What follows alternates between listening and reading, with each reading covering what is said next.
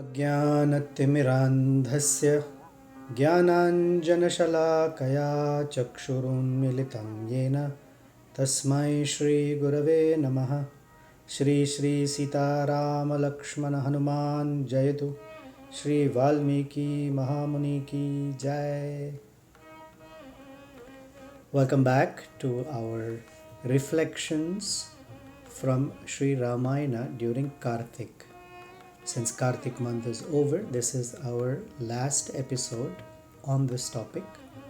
But I'll come back to you on a new series called Jewels from Sri Ramayana and some hidden secrets of Ramayana coming up soon. So please stay tuned. Today's verse is from the famous Rama Raksha Stotra. It's the very final verse of that poem. And it reads, Ramo Rajamani Sada Vijayate Ramam Ramesham Bhaje Ramena Bihata Nishacharachamo Ramaya Tasmai Namaha Raman Nasti Parayanam Parataram Ramasya Dasosmyaham Rame Chitta Layas Sada Bhavatume Bho Ram Mam Uddhara. I worship Sri Rama, the husband of Sita Devi. Sri Rama, the crown jewel of all kings, is ever victorious in all his activities. The entire clan of fearless demons who roam about at night were put into fear by Sri Rama. To that Sri Rama, I offer my obeisances.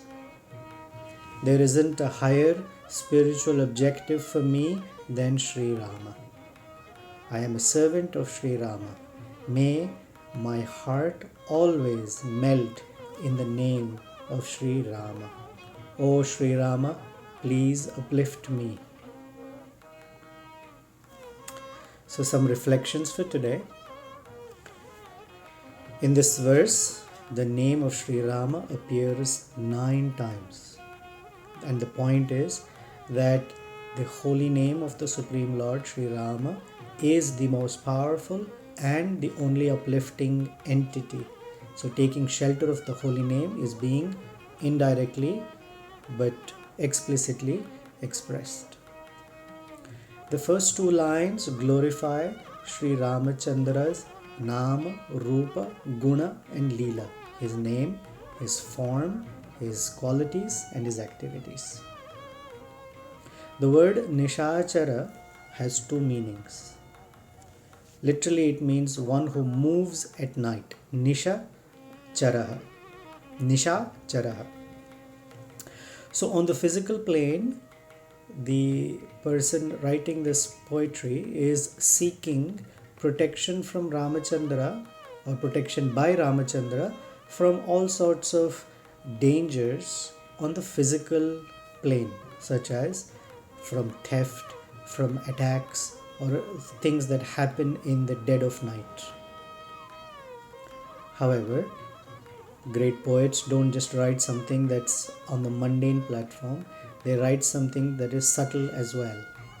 And the second meaning of the word Nishachara is that during the day, when we are engaged in activities of pride or arrogance or some sort of physical difficulties or things that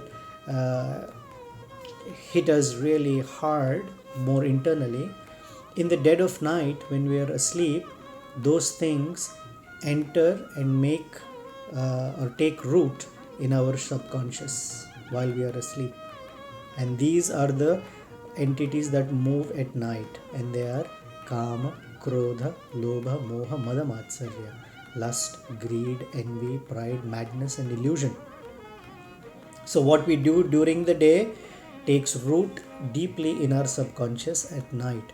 And so the prayer is that Sri Ramachandra's name is enough to scare them away, that they don't take hold of our heart at night, which means at daytime we are chanting the name of Sri Rama.